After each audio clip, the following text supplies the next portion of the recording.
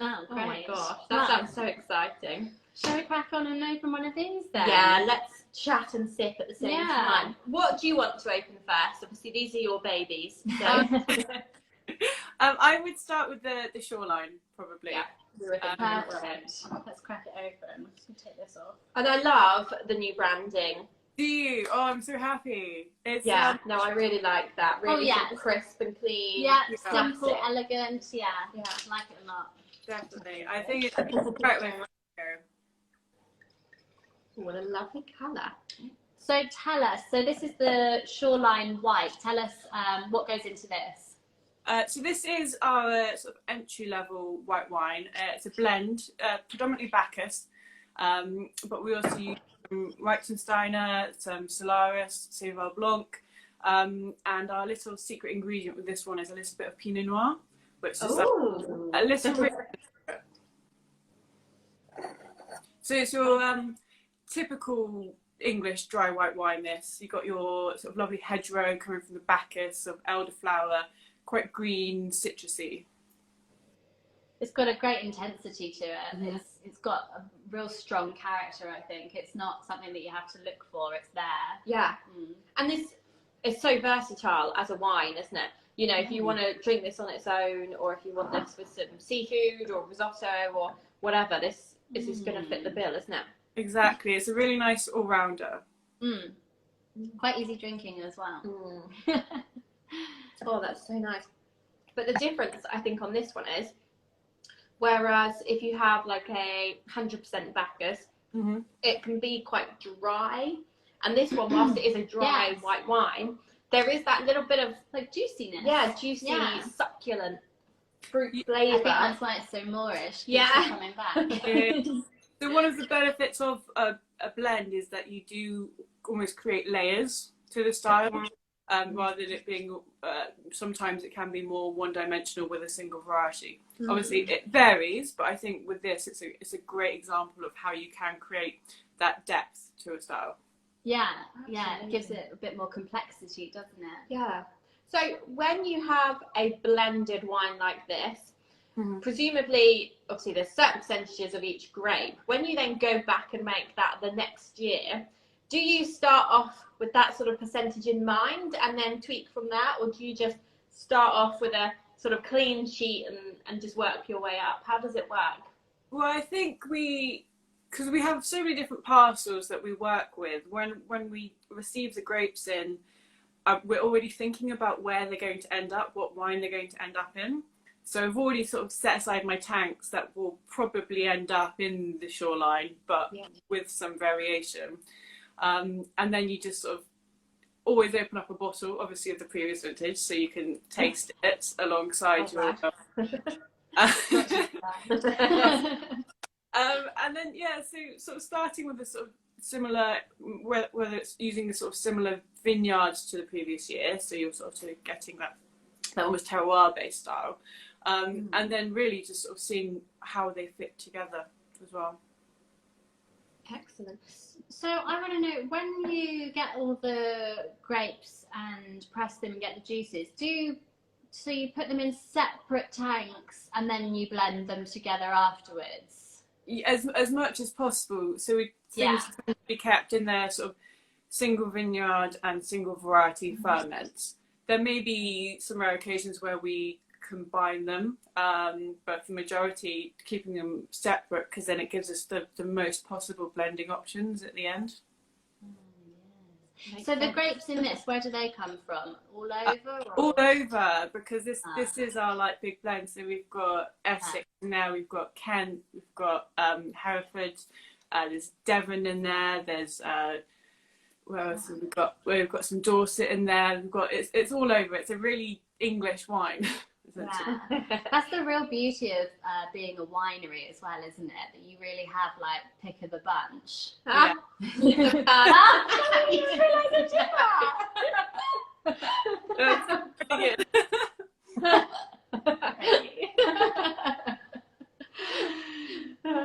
It is though. It is true, isn't it? Like being a winery and having all of that expertise in one place. You know when there's grapes coming in, just by looking at them half the time, sort of what you're gonna achieve and get. So yeah, that's fun. yeah. So would you buy the grapes in? No, so you said you generally know where they're going to end up. Mm-hmm. Do you ever buy grapes not knowing what you're going to do with them? I think definitely we have some parcels that come in if it's a small volume, or if we end up getting some new fruit, it's always going to be a bit of a question mark, and that's more exciting in some ways, because it could be something completely different, and it could so that's what I quite enjoy. The unknown sometimes is quite fun. Yeah, I think I'd like that. Like, oh, what are we going to do with that? Yeah. Try it, see what happens. Yeah. Have you had any like real big surprises of fruit that you usually get and it was just really different, or with something a bit new? Yeah, so from 2020, we had a small parcel of Sauvignon Blanc in for the first time, and I really didn't know what to expect because I'd never tried English Sauvignon before. But obviously, being the ripe year that it was, this fruit came in about 13.5% potential alcohol. Wow. And so that was a lot of fun last year. We had 3/4 of a ton. So we ended up making like 2 barrels worth of this wine. Really? And yeah, so happy with it, and like really excited to do more experiments like that going forward. Yeah. Oh, that's fun. So how many bottles then does that make of the Sauvignon Blanc? We ended up, I think, with about 480. Oh wow! So It's such small volume. really small batch, but hopefully it'll be available soon if you want to try it. I do. Yeah. Obviously recommend it. But So how does it compare then, the Sauvignon Blanc? Would you say to someone, you know, it's like a New Zealand Sauvignon Blanc, or is an English Sauvignon Blanc very different?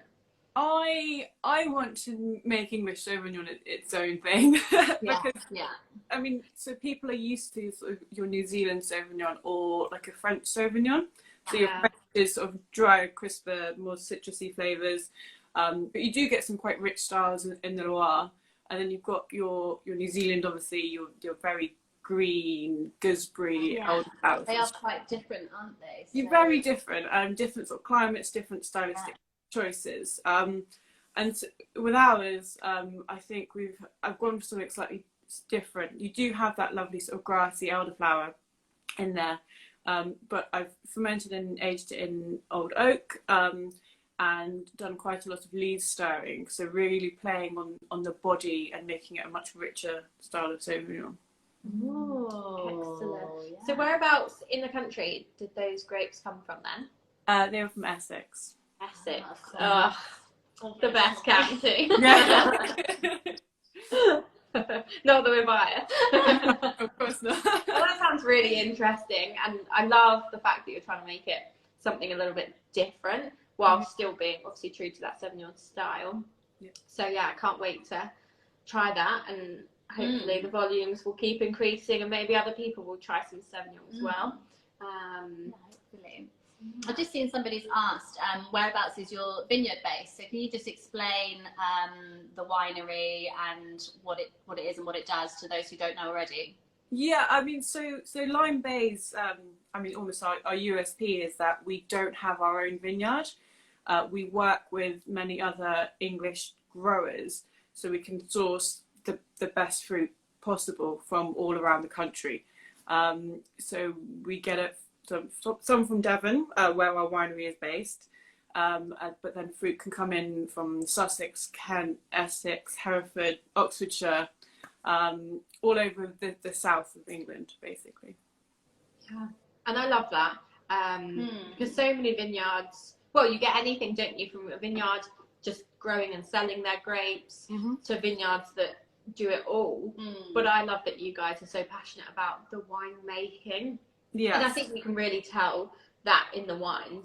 You know, this is a real specialist area. And I think another big advantage is that you manage to have such a range of different styles available, and you've got the ability to have like your entry-level range as well as a premium range as well. Yeah, no, it definitely works in our favour with this sort of business sort of style, I think. So even on a a difficult year, we can source from different places where they would have had a varied sort of season. So it really helps. Yeah. Oh, fantastic. Well, I want to try another wine. Me too, although I might come back to that because that's delicious. Yes, we can come back, keep sipping away. So, the rosé? Yeah, definitely the rosé. Yeah. So this is the Shoreline Rosé. So you do now have another rosé as well, don't you? The Pinot Noir Rosé. Yeah, so we've got the Shoreline and the Pinot Noir Rosé. So they are slightly different. The Shoreline Rosé, which we're tasting today, is a little bit of a blend. So it's Pinot Noir and Pinot Noir Precoce, which is the early ripening version, but also a small amount of Dornfelder in there. So Dornfelder you find quite a lot in England. German origins, used often for rosés, sort of maybe lighter red styles, but really great for that sort of like hint of colour and brings the rich sort of red fruit to the palate as well. It's got a really pretty colour. You probably can't see very well there. Yeah, it is so pretty. Yeah. It's really like a delicate pink. Yeah. Yeah, like a roll. Yeah. So we're going back to 2019 vintage with this wine, which was obviously much cooler, less ripe vintage. But for me, for this sort of style of rosé, it's perfect because you don't have too much ripe fruit, so you can make a much more sort of fragrant, lighter, delicate style of rosé. Yeah. Yeah, it's really aromatic. And it's so sort of on trend at the moment, isn't it? Like the lighter, delicate, that sort of barely there style Nothing of rosé. too like heavy or super sweet or fruity. Yeah. So it's on the dry side. It's lighter, it's delicate, but it still has some structure in there. So great for pairing with food as well as drinking by itself. I think that's becoming a theme for our Shoreline wines, is that they've got that versatility. Yeah. Oh, I love that. This is one I could sniff all day. Drink it. I know, but it's one where I'm just like. So how do the flavours then? Because it's obviously a very similar colour. So if people are to look at the Shoreline Rosé and the Pinot Noir Rosé sort of on the shelf, they'd think they were fairly similar. But how do the two flavours sort of differ between the two rosés? So of the two, the Shoreline is probably the more fruit-driven style. That sort of Dornfelder sort of leads it slightly down that route. The Pinot Noir Rosé has had partial malolactic fermentation, so it sort of softens that acidity a little bit, adds a little creaminess on the palate. Yes. Oh, fantastic. This is gorgeous. It is so nice, Yeah. isn't it? It's similarly juicy, I think, to the other one. The pair of them are just really like. Yeah, I know. They're like scrummy, aren't they? Like, Yeah. keep going and going. I've pulled myself back. Like, you talk, I'll drink. Where does the Shoreline name come from? I believe just from obviously being Lyme Bay, coastal Dorset. Obviously, if you look at the Shoreline label, it is that artwork of the coast, the shoreline. Yeah. Oh, there it is. Yes, gorgeous. Oh, I love that. It's so pretty, isn't it? I feel like it is quite a summery wine, but I could still easily have it with like a charcuterie board or something. I'm really enjoying it sat next to a Christmas tree. Well, rosé isn't summer, is it? I think it's a misconception that when the sun's out you drink rosé. I mean, if I'm going to drink a white wine in the winter, why would I not also drink a rosé? Yeah. I'd have it. I think it'd go really well with turkey. Oh, I do. Christmas vibes. I do. I think it'd go really well with turkey. Yeah, no, it would. Yeah. A good Or shout. chicken, like a nice light meat. Yeah. I think if you had that sort of like red currant cranberry sauce with it as well, that would tie in really well. Yeah. I love that. So, day to day then, I'm just trying to imagine like your amazing job. We just drink wine all day, every day. You're doing this all day, every day. I'm just going to taste that again. Sorry. Yeah. Let's taste last year's. Yeah. Like, so how does it work like day to day? Is there set things you do on set days, or is it as sort of creative as it sounds and it's just like, today I'm going to work on the rosé because I love rosé or whatever it is? It is a fairly creative process. I think my manager would very much like me to have set days, so he knew what I was doing and where to find me every day. But no, I mean there are obviously certain times of the year where you're prepping different things, but on a sort of more sort of day-to-day basis, it sort of depends on my last job. I like the wines sort of tell me what my next job is. So I work around them. Yeah. So at the moment I've got pretty much all my reds, a large portion of the white and sparkling bases are all going through malolactic fermentation, and a lot of that is in barrel, and it's sort of a journey it goes through that can be a few weeks or a few months. So depending on each wine, they finish at different points, and I've just got to sort of track them and wait for them to finish it in their own time.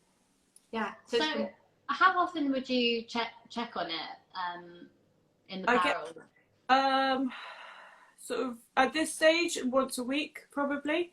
Once it's through malolactic fermentation and sort of just put them to bed for the winter, probably every month or so. Yeah. And that's some serious trust. Like, I always imagine creating a wine and just having it in that tank over there, and then thinking, well, that's you done. You come back in a month. Like, what if you come back in a month and it's like, oh God, like, what have you done? Like, does that ever happen? Is that just me panicking? That certainly does happen to people. But ideally at that point where you stop checking on it less, it's when you know it's in a sort of safe point. So you're taking it off ullage, so you'll make sure the tank or the barrel is brim full, so you're reducing the oxygen contact. You may or may not add sulfur as a sort of preservative. You just make sure it's at a healthy, stable point, and that's when you can step back and not check it all the time.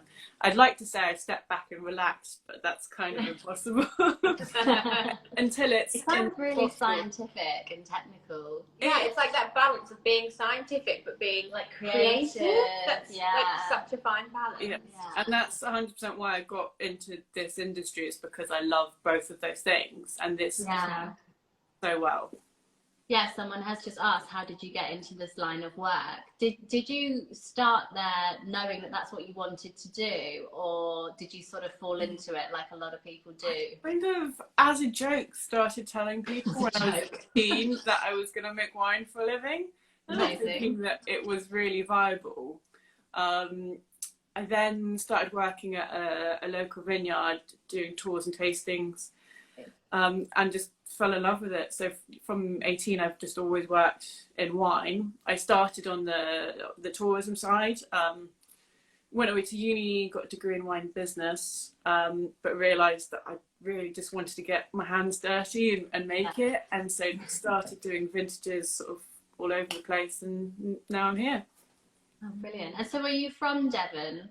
Yeah, I'm Devon, so it was Sharpen Vineyard that I worked at originally.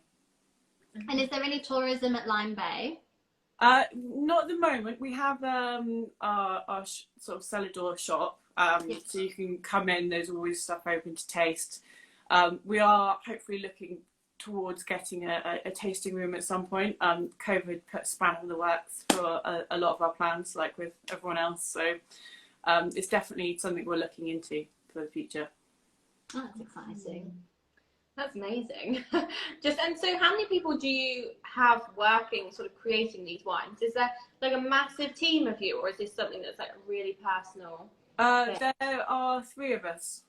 Okay. Just introducing a new person into the cellar at the moment.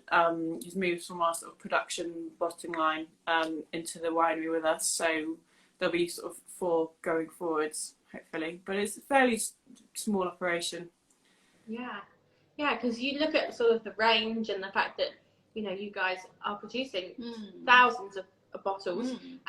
You know, this isn't like a teeny tiny sort of production, and you think for 3 or 4 people to do all of that, you must be really busy. There's a lot to do.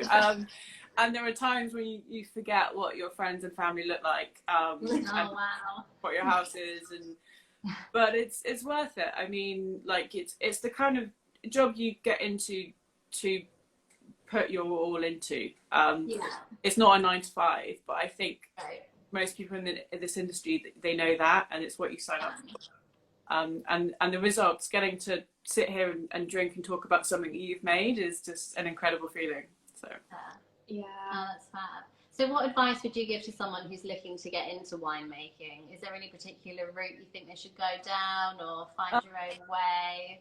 So I think people do it differently. So I know some people who go and just study straight away. So they sort of go to uni, get a degree in it. For me, I think the practical side is better, because if you want to make wine, you've got to be able to do the long hours, the heavy lifting, the grueling work. I mean, you start off just by cleaning everything. Winemaking is 80% cleaning, and you work your way up till you get to do more of the fun stuff. So it's hard work, but I think so. The best way to see if it's for you would be to do a vintage somewhere. So there are so many English vineyards now. So there are loads of options on home soil, but also all over the world you can go to make wine. So again, great for travel. Yeah, that's a good idea. You don't have to do it in England. You could go elsewhere and have an excuse to spend a summer or a year abroad. Yeah, exactly. Somewhere hot, hopefully. Yeah. So should we move on to the Chardonnay? So I am so excited about this one, because we had your 2018. Yes, and that was incredible. Gorgeous. This is the 2020. So first of all, talk to us about how those 2 years differed. So they're both actually fairly ripe years. So we had sort of long, hot summers, and a fairly dry autumn. So we had sort of pretty decent ripeness levels for both vintages. I wasn't here for the 18. I think I might have been in Australia, so I can't say 100% how it was here. But for the 20, we just had such a cracking year.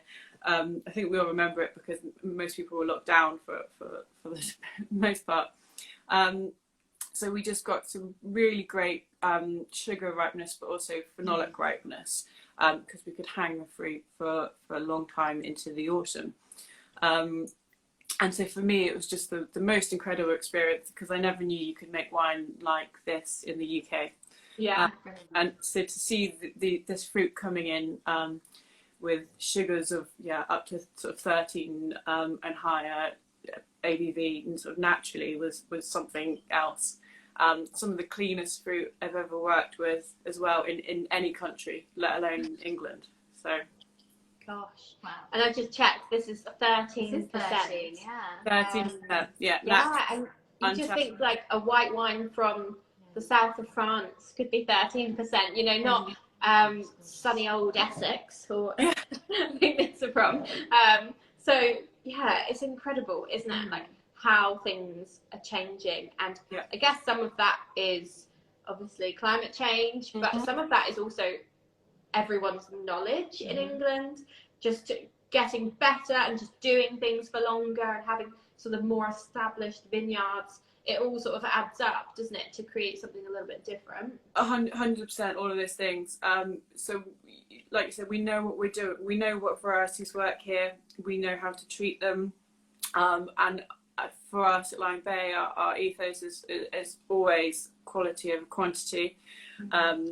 So to get more ripeness in a vine, you can sacrifice some of that yield, and you just get so much more with the fruit that you have left. And this is sort of the tactics we use for all our sort of premium range wines. And I think the end result is worth it every time. Definitely. I can smell like this amazing, like buttery, it's really creamy, like stone fruit, like real sort of deep, ripe fruit. It's got some minerality to it as well. Yeah, so you've got that sort of almost like saline quality to it. Yeah. You've got that ripe sort of peachy, nectary, juicy fruit. This is 100% malolactic fermentation wine. So we've taken that hard acid, converted it to the softer, creamier acid, giving you that sort of richness as well. Yeah, that sounds amazing. Yeah, really This rich. is another one where you could just wanna- keep you just wanna sniffing sniff, it. yeah. Giving you so Yeah. much. Yeah. So we should mention this one's now from your premium range. So just to give us an idea of the difference in prices between the entry-level Shorelines and the premium Chardonnay in this case, what are the differences in price? That's a good question. At the Shoreline, I think comes in about sort of £14 or £15. The Chardonnay, I think, is about 23. Don't quote me on that, please. I don't. No, I think you're That's right. fine. Yeah. So From off the top of my head as well. let's just say there's £5-10 in it.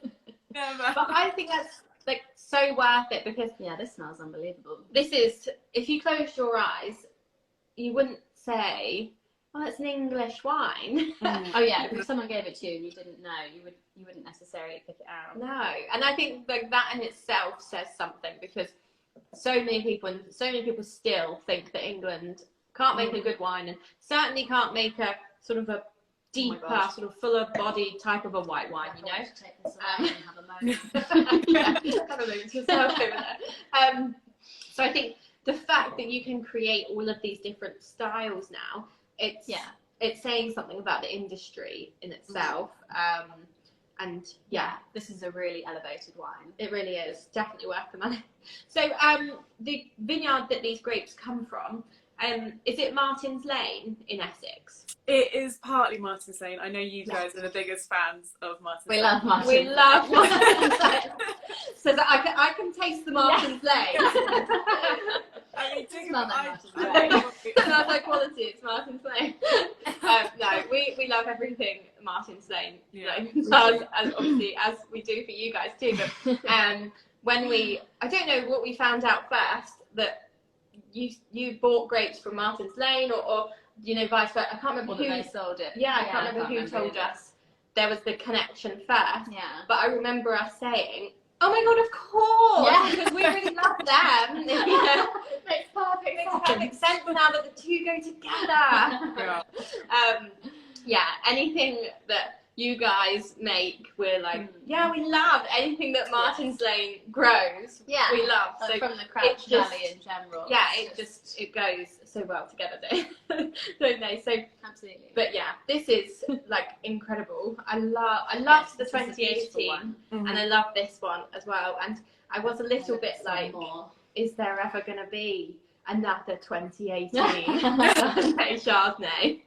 But no, it's here and it's the 2020. It's the 2020, and just wait for the 21 as well. I think. Oh my word! Oh my goodness! So when will that be coming out? Well, I mean, be ready in about a year, sort of. So, but obviously, the sooner everyone buys this one, we can move on to the 2020. On it. Good incentive. Come on, guys. It's our personal mission. Just buy it all up, put it in the cellar, and get onto the 21. So it's really special. It really is. It really is. And for those people that say they like all wines but a Chardonnay, I think they would be foolish to miss this one out. That used to be me, so I can say quite confidently that I'm really freaking loving this. Wonderful. This is one of my absolute favourites. I think at the moment, well, it's drinking so well. I did a tasting with it last week, and I think it was one of the favourites in the room by a long way. And I just, once I've got a glass, I can't stop. I know. That's going to be asked too. So I was going to ask, do you have a favourite child here? From these four, yeah, it is at the moment the Chardonnay. Yeah. Do they sort of go in and out depending on how you're feeling? I mean, so like, we have good days and bad days. I think the wines do too. Obviously, it's so dependent on what you're doing and eating and whatnot. But just I think for my current mood, this Chardonnay it sings for me. It's unreal. It really is incredible. Definitely worth that slightly higher price point. Yeah, I would pay it. Definitely. We love it. Okay, so the next wine then, I hate to move on from this Chardonnay. Here you are, I'll get you a straw. So the next wine then, we actually decanted this We sort did. of just before we came live with you. We're prepared. So yeah, we thought we would give this wine the Give sort it of some love. time and attention it deserves. And we thought we'd decant it. So this is 100% Pinot Noir, red, as you can see, and it's got a lovely colour to it, hasn't it? Actually, Yeah. It's not too pale, is it? no, because some Pinot Noirs they are really pale, aren't they? Yeah, this is incredibly deep. Woo! And when we had the grapes first in, and the first time we sort of pressed them off the skins, I was just like, "Are you sure that's Pinot?" Ah, The colour of wow. it was just so purple and so vibrant. Yeah. But it was incredibly exciting. We use a variety of different clones of Pinot Noir. One of them is FR 1801, so split Burgundy. And it has sort of quite sort of thicker, darker skins for Pinot. So I think that's where a lot of colour comes from. Yeah. Also, the sort of incredibly hot sort of late summer we had in 2020, it sort of created quite sort of small concentrated berries. So lots of dark fruit flavours and also lots of that colour in there as well. Yeah, I mean the nose is incredible again. Yeah. Like it really is drawing you in. Mm-hmm. Great intensity. Yeah, it's got that sort of dark berry fruit flavour. You know, some you can smell instantly on a Pinot Noir. A slight bit of crunchy cranberry or sort of herbaceous side to it. Yeah, but brambly. this one I get like Blackberry. blackberry. Yeah, brambly, blackberry, a little bit of Yeah. yeast in there. In there, you do have this sort of that strawberry that comes through. I think a little bit more on the palate. So it's a real mix of sort of dark and red fruits. Yeah. We use 30% new oak barrels with this wine, as well as a lot of older oak as well. We use predominantly French, so you're getting that real sort of nice savoury, but smoky spiciness to the stir. Oh, that's good, isn't it? Oh, that is good. Oh, it's that perfect. That perfect sort of mix between juicy fruitiness, but then the tannins that sort of like just explode throughout your mouth. It's really soft. Really like velvety. yeah. Smooth. Yeah. And you get even like just a little bit of. You're getting excited. Sorry, should I calm down? There is that depth, that deep, dark sort of body to it. Gosh, yeah. But a lot of Pinots, you don't quite get as much sometimes. But yeah, this is delicious. It like reminds me of like a Burgundy because it's got that fuller. It's a texture for me. Flavour. Yeah. It's just super smooth, but like velvety. So, like that's the depth to it. Oh, That's a bit dangerously easy to drink as well. It is. I think, and again, I think with all these wines, for me, I could drink them with or without food. I don't know if it's my problem, but I think that they're all quite versatile. And I mean, for me, this is my Christmas wine, hands down. My family don't have a choice. I just think it will work with pretty much anything you can put on the table. Yeah, absolutely. And there is actually a little bit of a spice sort of on the finish. Yeah. They're a little bit spice in there. Yeah. No, that's lovely.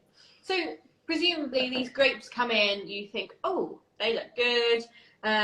You start making them. At what point do you think, now that's going to be a really special wine? Well, it was honestly, as soon as the grapes came in with this, we did. So me and James were both working the night shift last year in 2020. So it's about 3 a.m. I mean, you're going a little bit mad by this point in winter. And we've just got these grapes in, and I start testing them for the sugars because we need to know before fermentation.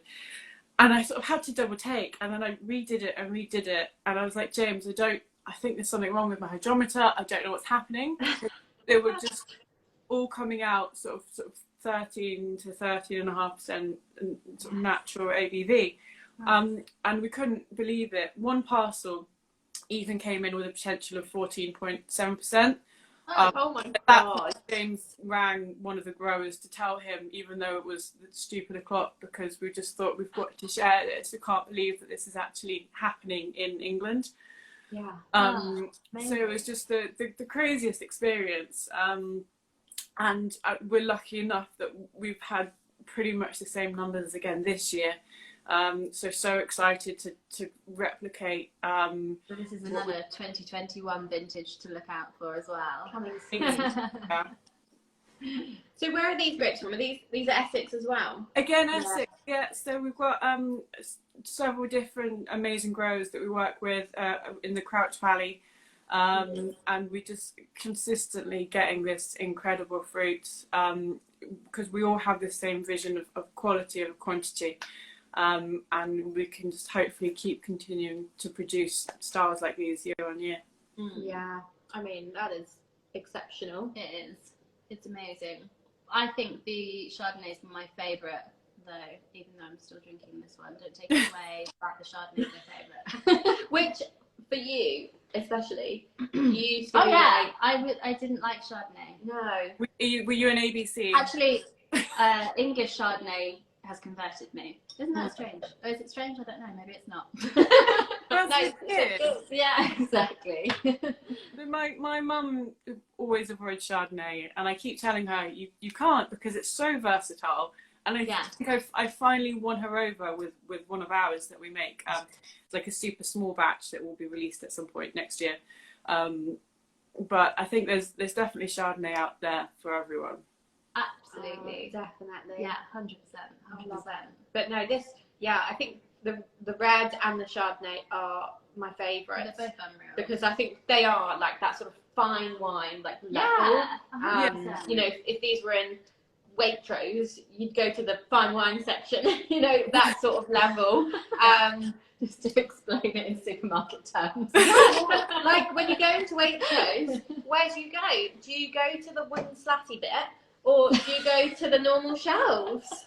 And yeah, this would be in the wooden slatty bit. It would be in the wooden slatty bit. I'm sure that's what their, you know, expensive marketing people call it.